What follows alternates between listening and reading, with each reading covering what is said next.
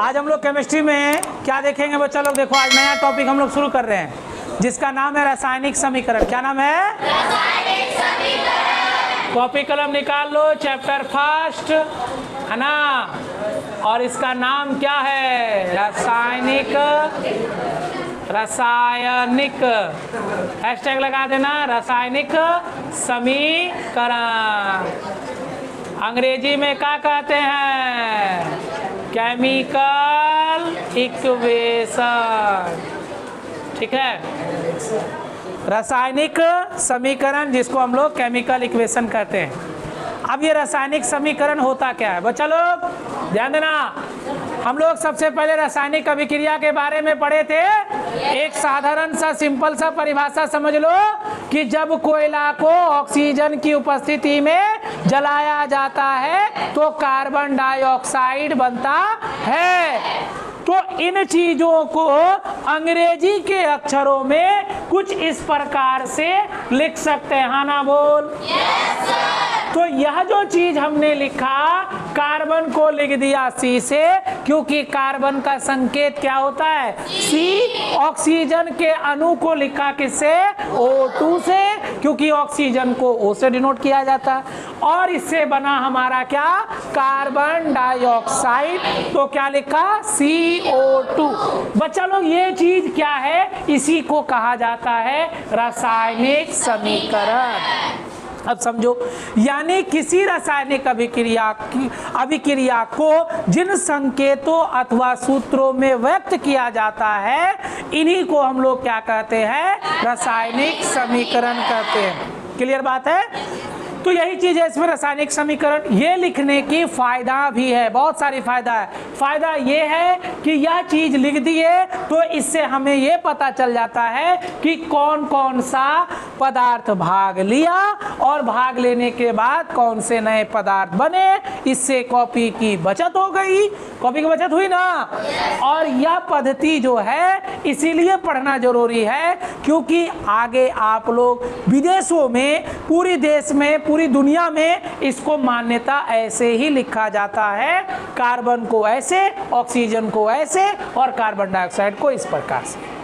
तो ऐसी पद्धति को, ऐसे समीकरण को पूरे बोला जाए पूरी दुनिया में इसको मान्यता मिली हुई है। इसीलिए हम लोग कभी भी कोई रासायनिक अभिक्रिया को संक्षिप्त रूप हम लोग उसका रासायनिक समीकरण लिखकर कर सकते हैं। अगर पूछा जाए किसी रासायनिक अभिक्रिया का संक्षिप्त रूप क्या कहलाता है? बोलो। रासायनिक समीकरण। किसी रासायनिक अभिक्रिया का छोटा रूप क्या कहलाएगा? रासायनिक समीकरण। यानी दूसरी बातें हम लोग ये कह सकते हैं बच्चा लोग कि किसी रासायनिक अभिक्रिया का जो संक्षिप्त रूप होता है, जो छोटा रूप होता है, उसी को क्या कहते हैं? रासायनिक समीकरण। रासायनिक समीकरण में भाग लेने वाले पदार्थ और उससे बनने वाले पदार्थ को संकेतों अथवा उनके अनुसूत्रों के रूप में लिख दिया जाता है। काम खत्म। तो लिखा जाए रासायनिक समीकरण क्या है? लिखो लिखो। किसी रासायनिक अभिक्रिया में, किसी रासायनिक अभिक्रिया में भाग लेने वाले पदार्थों एवं उससे निर्मित पदार्थों को जिन संकेतों, सूत्रों, अनुसूत्रों में लिखा जाता है रासायनिक समीकरण कहलाता है। एक और चीज लिखना, रासायनिक समीकरण रासायनिक अभिक्रिया की संक्षिप्त निरूपण होती है। संक्षिप्त निरूपण, संक्षिप्त मतलब छोटा सा निरूपण होती है, जिसे अंग्रेजी अक्षरों एवं संख्या का उपयोग करके दर्शाया जाता है। अक्षरों, संख्या एवं संकेतों में जैसे तीर दे देना, प्लस दे देना, द्वारा दर्शाया जाता है। उदाहरण के लिए वो लिख रहा है रासायनिक अभिक्रिया, रासायनिक अभिक्रिया हाइड्रोजन की अभिक्रिया क्लोरीन से कराने पर हाइड्रोक्लोरिक अम्ल बनते हैं। अब इसी का रासायनिक समीकरण, क्या लिखेंगे H2 + Cl2, ये बनेगा 2HCl। संकेत में देखो क्या क्या लिखा जाता है, तीर का चिन्ह और प्लस का चिन्ह, माइनस का चिन्ह कहीं नहीं मिलेगा। ठीक है, इस तरह के संकेतों के द्वारा भी दर्शाया जाता है।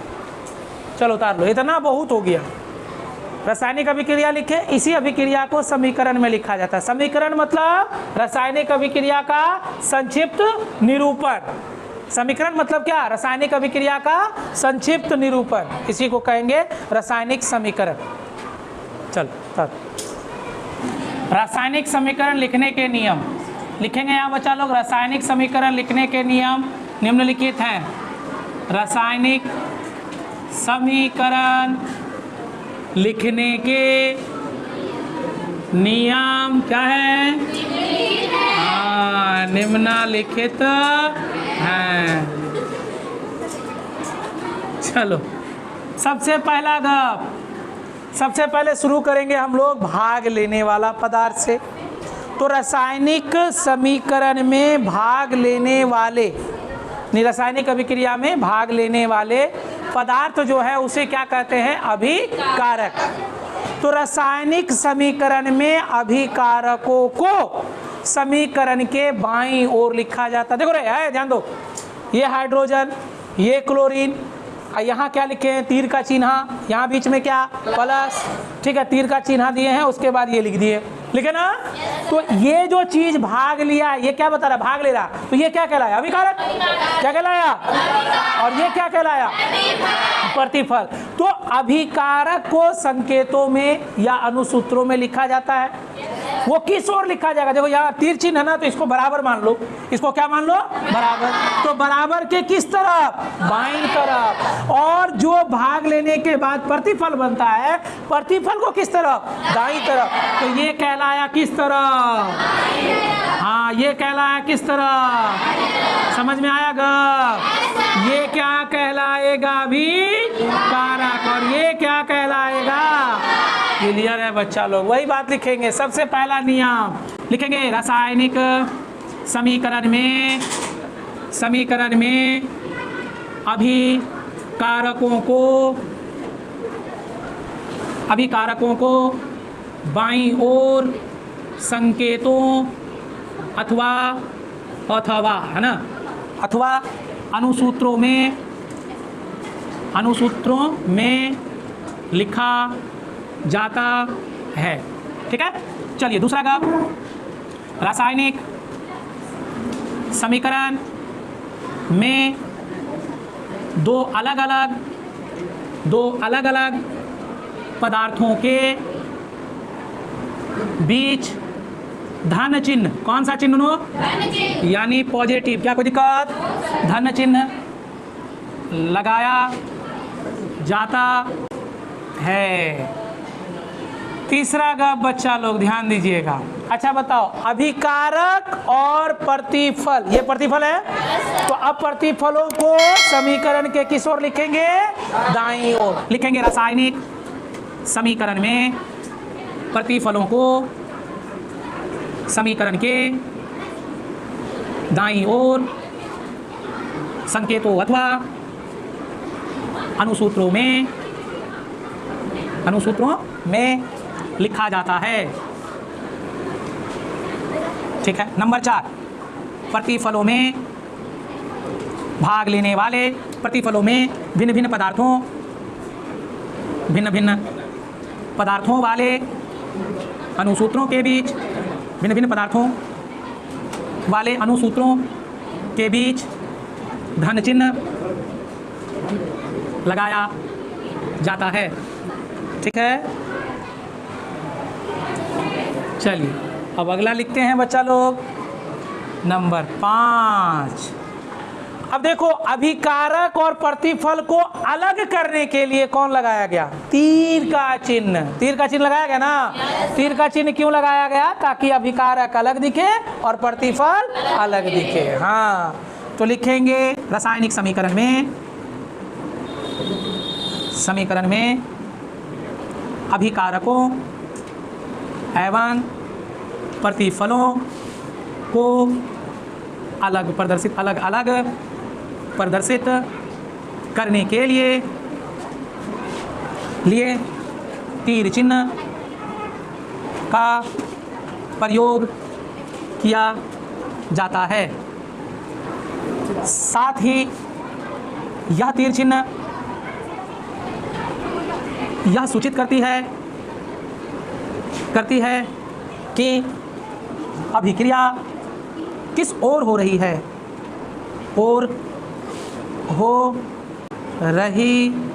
ठीक है, खत्म हो गया बच्चा लोग। ठीक है, चलिए कोई भी एक हम लोग क्या कर लें, कोई भी एक उदाहरण उठा लेते हैं। जैसे C लिखे आप प्लस O2 लिख दिए तो क्या बना दिए? CO2। तो ये क्या है हमारा? ये दोनों ही क्या हो जाएगा? अभिकारक। और दोनों ही क्या है? अलग अलग पदार्थ है, तो इसमें क्या लिखा गया? जोड़। कार्बन अलग पदार्थ है ना जी, ऑक्सीजन भी अलग पदार्थ। लेकिन जो यहाँ तीर चिन्ह क्या बता रहा है? ये भी तीर चिन्ह हो गया और यहाँ पर जोड़ नहीं है ना है। अगर मान लो कभी ऐसा होगा, जोड़ तो होगा ही।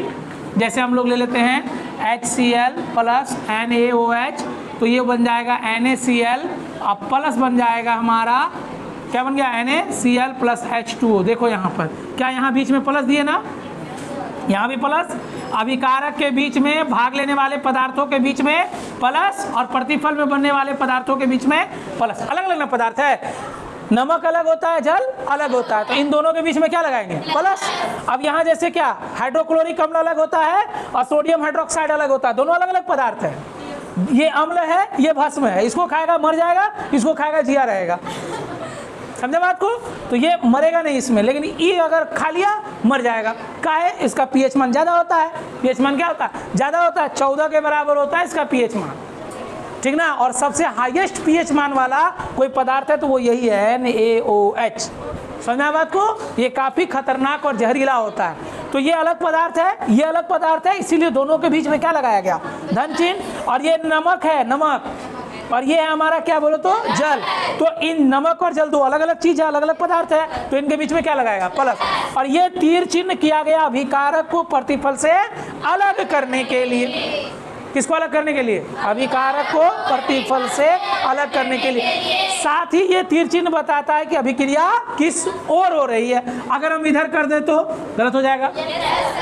अभिक्रिया तो इस ओर नहीं हो रही है, अभिक्रिया इस ओर हो रही है। हम लोग इसको लेके आए ना, इसको लेके आए, तो जिसको लेकर आते हैं, जिसको अभिकारक रखते हैं, तो उससे तीर निकलता है ना।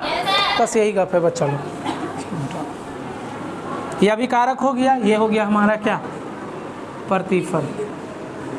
चलो ठीक, ये कौन और हो गया रे? बाईं ओर।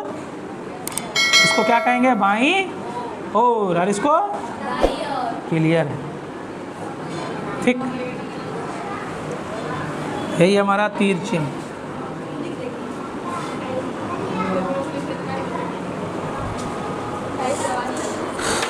उतारिए।